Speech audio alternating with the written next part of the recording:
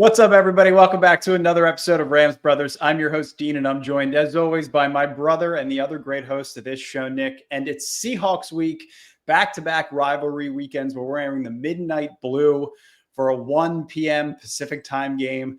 Definitely going to be interesting. The head-to-head matchup with these 2-7-2 teams is what everybody wants to see right now. But before we jump into the preview for this one, first and most importantly, how are you, my good brother? I'm great. I wish we could flex this to Monday night and take out Cowboys Raiders for the love of God. Because wearing those during the daytime is ridiculous. They're literally called like midnight mode, and we're wearing them at 1 p.m. I can't believe that.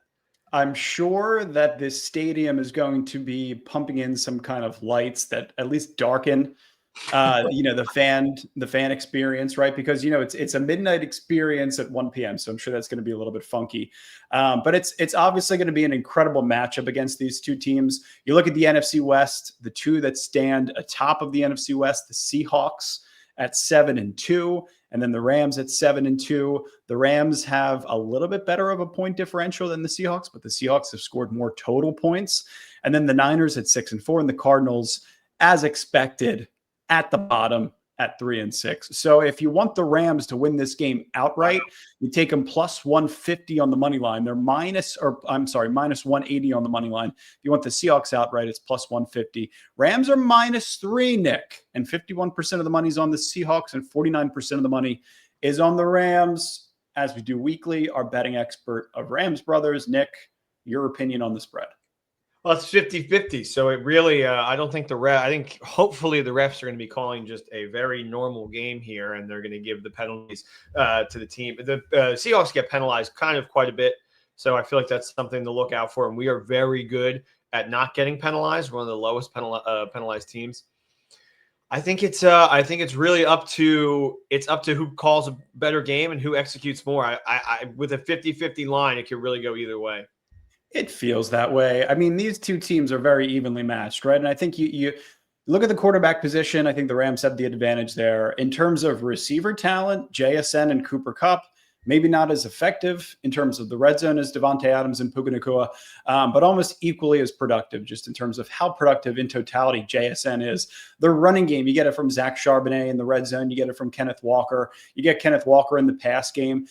It's Clint Kubiak. So they like to get their quarterback under center. They like to run out of 12 personnel. A lot of the same fundamentals that come out of the Kyle Shanahan tree.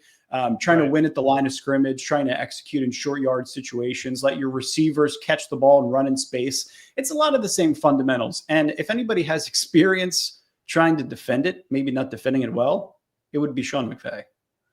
Yeah, I just remember when they brought in McDaniel, how the whole thing was, well, we did an amazing job against that Ravens defense back McDonald. Oh, yeah, sorry. I do the same thing. There's too many of them. There's too many mix in the league. But what they've been doing on offense, I think, has been kind of what's been blowing up. I think their defense has taken a back seat. Their offense has looked amazing, and it feels like Darnold has kind of been getting them to that point because we saw it under Geno, and people were like, "Oh, Geno's back now." All of a sudden, like Geno is like fully, it got him a contract in Vegas, and I always knew that he was never back. And I was one of the first people that was like super bummed when they brought in Darnold because we saw it work with the Vikings last year. And I saw no reason that with a really good offensive team that this Seattle team has, I feel like Geno is holding them back. And now Darnold is kind of bringing them to their peak. You look at the two head-to-head, it's not even close, right? And obviously, Sam Darnold's playing really good football, 71.1% completion percentage. He's thrown for 2,200-plus yards so far, an average of 9.9 yards per attempt, 251.3 yards per game. We mentioned JSN. He's got 5 touchdowns. He has over 1,000 yards already in just 9 games played. He'd be trending towards the Triple Crown if it weren't for Devontae Adams gobbling up all the touchdowns in the red zone. Cooper Kupp is their second leading receiver, Nick. He had a long of 67 last week, 67 yards in 1 reception for Cooper Kupp. And then you look at A.J. Barner and Ejiro Arroyo, who came out of Miami, tough tight end. They got 2 really talented tight ends in A.J. Barner and Ejiro Arroyo. And you could tell just in the way that they like to run their offense and the personnel groupings that they prefer, that both of those guys are going to be involved. I just think that they're talented, and you could see it offensively. Sam Darnold's got really good command of this offense. They're running the ball really well. An average of 4.5 yards per carry for Kenneth Walker. He's played in all 9 games. Charbonnet is their red zone weapon, as I mentioned. It's a very talented team. And I talked about Cooper Kupp for a second. Are we not going to talk about the jersey that one of the hosts is wearing on this show? Man, if Rams fans aren't giving a standing ovation for Cooper Kupp, a 5-minute long standing ovation with a tribute and a montage, whatever it's going to look like, then I would be very disappointed, because this is an all-time Ram. He's 32 years old. He looks pretty healthy, and he's a big part of this offense right now. I think maybe you could argue outside of Kurt Warner, there has not been a single Ram that has had a single better season than Cooper Kupp. I mean, Aaron Donald probably also in that conversation, but if you take accolades from one season, like get Triple Crown winner, Super Bowl MVP, like it's just remarkable what he was able to do. They'll give him something, they'll give him a tribute 100% before the game starts. They did it with Goff when he returned in 2021. So they're absolutely going to do it with Cooper Kupp before the game. And there will be a standing ovation, and, we will pay our respects to the great Cooper Kupp. But after that standing ovation is over, he is absolutely our enemy. And I think he knows that. He understands that. He knows what that means. I didn't love his response. He said, "I'm not dead," right? Yeah, he said, I didn't die. I didn't die. And he smiled. And I think he's got, he's obviously a family man. You could tell his foundations are all obviously really, really good. He's in Seattle. He's just going about his business, and he's trying to make light of the fact that, this team kind of kicked me to the curb, but the other team that I'm on right now is your biggest division rival right now. And we're going head to head at 7-2 in your stadium. That's going to be really fun. But Nick, as you mentioned, as soon as that tribute's over, we're going to have to remind him of this tweet that Blaine just shared with us and shared a couple of days ago on Twitter. A friendly reminder as Rams fans head into Seahawks week. Since joining the Rams in 2021, Matthew Stafford hasn't lost to the Seahawks. The Rams were 5-0 against Seattle when Matthew Stafford starts. Nick, does that matter in this game at all? Yes. I can't believe I didn't know that. I mean, I know that during the McVay era, we have owned them. Doesn't matter who was starting at quarterback, Goff or Stafford, but I had no idea Stafford was 5-0 against them. That is awesome. Yeah, and he probably would have been 6-0 if he had an opportunity to start and win that game last year.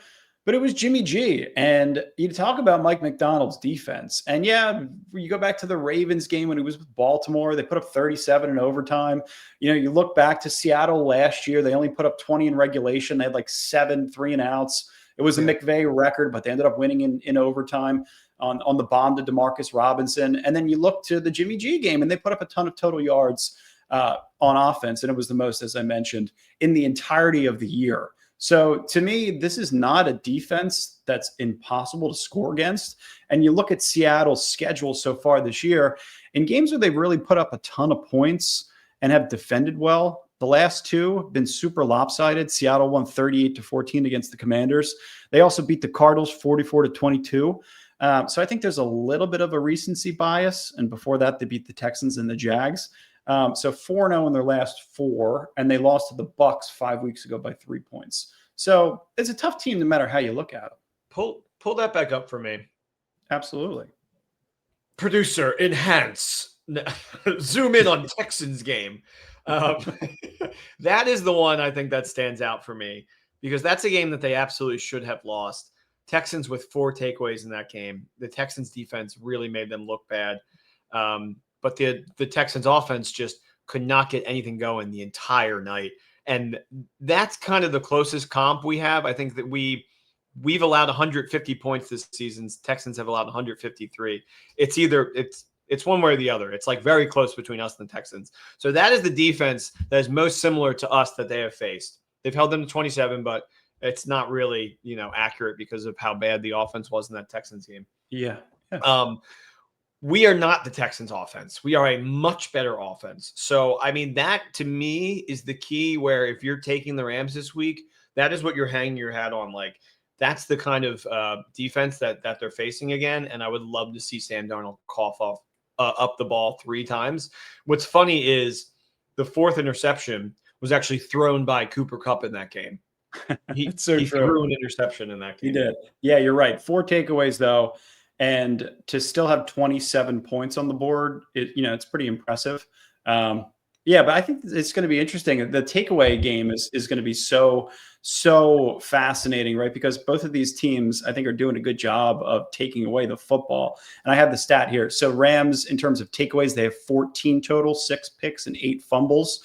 In terms of giveaways, they've only given away 7 times. So they have a +7 turnover differential, which bodes really well for them in this game. Seahawks, in terms of takeaways, 9 interceptions, 3 fumbles, and that's 12 total in terms of takeaways. And giveaways, 7 interceptions thrown by Sam Darnold, only 2 by Matthew Stafford, 9 fumbles given away. So they have a -4 turnover differential. I think this one's going to be really interesting. And you mentioned Sam Darnold, and we talked about this in the bye week, how you may feel like Seattle has an advantage over the Rams in the 2 times that they're going to play them down the stretch. So let's go back for a second and hear what you had to say there. So you got a splitting with the Niners, you got a splitting with the Seahawks, and you got a sweeping the Cardinals. No, I have Seahawks sweeping us. Okay. Interesting. Yeah. All right. I just feel like they're really good this year, and I'm like terrified to play them. I still see Sam Darnold behind center. I have absolutely no fear of him. Thoughts, Nick? Yeah, well, I am 2-0 from the bye week with my predictions, so that's not something that we love right now. We did beat the Saints and the Niners, and I am terrified of the Seahawks team. I think they are fantastic. But that being said, I think this game can go either way. This is the time I've had the most respect for Seattle since the Legion of Boom. So, good for them for restructuring and rebuilding correctly. And, they drafted well with Smith-Njigba and whatnot, but it's still the Rams versus Seattle in the McVay era. So, I mean, there's a lot to hang your hat on if you're a Rams fan this week. Yeah, and this is from our good buddy Josh, who is the official statistician. Is that the right terminology? He's our data and analyst. He's our official stat provider of Rams Bros. We're working on the title. Me and Josh have been workshopping it in the background. Receiving yards allowed per game by position. I think this is important. You're looking at head-to-head statistics. Seattle, from wide receivers, they're allowing 7th most yards per game. From tight ends, 31st. So they're only allowing 72.9 yards per game. And then running backs, they're allowing 41.7 yards per game. That's 28th. So it looks like if you're going to beat Seattle, it would be through the air via our receivers. But that doesn't mean that we're not going to see a ton of 13 personnel. And then the Rams, in terms of wide receivers, yards allowed per game, they're 23rd. Tight ends, 10th. Running backs, 20th.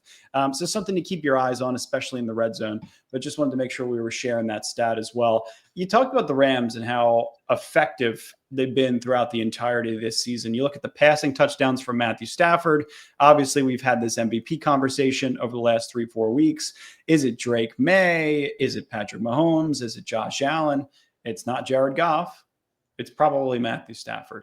And I think, you look at certain situations, just the command of the offense in totality, everything Stafford does from a pre-snap perspective, there's no mistakes. You talked about a team that's low in penalties and total penalties. Offensively, they're very, very low in terms of total penalties. They're executing in big 3rd and 4th down situations. They've done that consistently. So there's nothing over the last 4 or 5 weeks that would really tell you that the Rams can't win in the most important situations in this game. But as you mentioned, it's still a rivalry week, and this is still a very good Seattle Seahawks football team. So, how do you mix that up, knowing that the tight end grouping may be held in check a little bit? Yeah, I mean, I think that's a reasonable thing to think, even though it's kind of been taking over the league right now. Is that our tight end room has been so fantastic, and this 13 personnel is revolutionary. I think either way, this is probably going to be a high scoring game, and you're going to have to make some tight window throws if you're Stafford. To be a gunslinger like he is, and to go through this long stretch without an interception, I think is one of the best things he's ever done in his entire career, because it's not like he's not making those tight window throws. He's still making them. They're just all being caught right now. And they're it's going through the defender's hands. So, I mean, you have to assume at some point that's going to fall and he's going to throw one. But, I mean, at the same time, it's I want him to keep doing exactly what he's doing, because he's trusting himself, and as Rams fans, we all trust him in these moments. Yeah. I also want to say, we lose this game, it's not the end of the world. We play them again, and you take a loss, you're on the next week with Tampa, another really tough team. So I don't want to just sit here and be like, oh, if we lose because every talking head will be, if we lose this game, the Rams are not who we thought they were, and who have they beat, and all that stuff. But the season is far from over. Yeah, I think the problem is, right, you lose and then you have a pretty bad record in terms of the division, right? You're 1-2. Seattle's got a really strong record in terms of the division. That's the only thing. You look at the head-to-head towards the end of the season, that to me would be the only concern. But obviously, like you said, there's a chance of redemption down the stretch. I just don't think that this team, as hot as they are right now, like this to me wouldn't be the time. The Rams are, in my opinion, peaking right now. Like they're playing as good a football as they could possibly play. And to me, that's a little scary, right? Because you go down the stretch of the next 8 weeks and you have to kind of continue to find nuances in your offense and your defense and continue to stay on this peaking trajectory. My fear is maybe it's not even a fear. Maybe it's exactly what you just said. It's if you fumble a little bit and you lose maybe the Bucs game or the Seahawks game as you originally projected, then that's probably not the worst case scenario. You still have plenty of time to be able to make up for it. I think it would just feel really nice in terms of like the last couple of weeks. The Rams are a Super Bowl favorite. The Rams are a favorite to win the conference. You can continue with that narrative and you can continue to make your life easier in that regard. I mean, I'm not really worried at all about the Bucs. Honestly, right now, they feel like they are not playing their best football. So they're so banged up.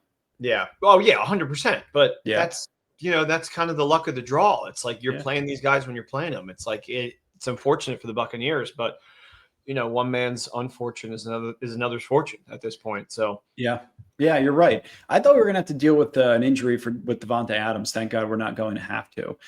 He's probably not going to practice, maybe full by tomorrow, but probably limited today. And you look at the target share. We talked about JSN versus Cooper Kupp. There's a 60 target share difference.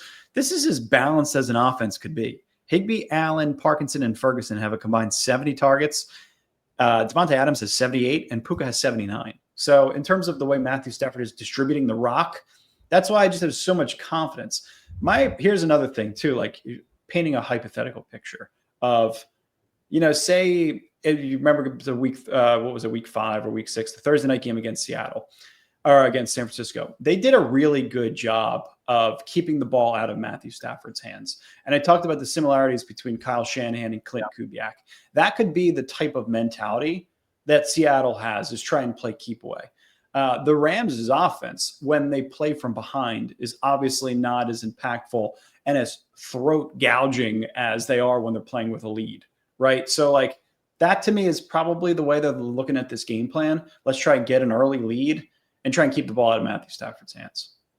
Yeah, I'm sure that's exactly what they're thinking right now. I mean, that's just the worst thing about it is going back and looking at it. Those are two losses that were so close to victories where you could be undefeated right now. But I mean, maybe those losses are what, I mean, we're done with Cardi. We brought in special teams help. So those could eventually be the things that, help us win it at the end. Yeah, the thicker kicker upper. Mevis? Harrison Mevis, like Beavis. Yes, exactly. Yes. Yeah. So it's going to be interesting how everything shakes out. So I think this is going to be a really good game. Close, probably will go over in terms of point totals. I think the Rams probably have the advantage in terms of late game execution, third, fourth down execution, red zone. But Seattle's going to play a really good football game. There's no doubt about it. And they've watched plenty of tape on the Rams. So I think that it's probably time for everybody's favorite part of the week. Nick's picks. Yeah, you ready? I'm ready.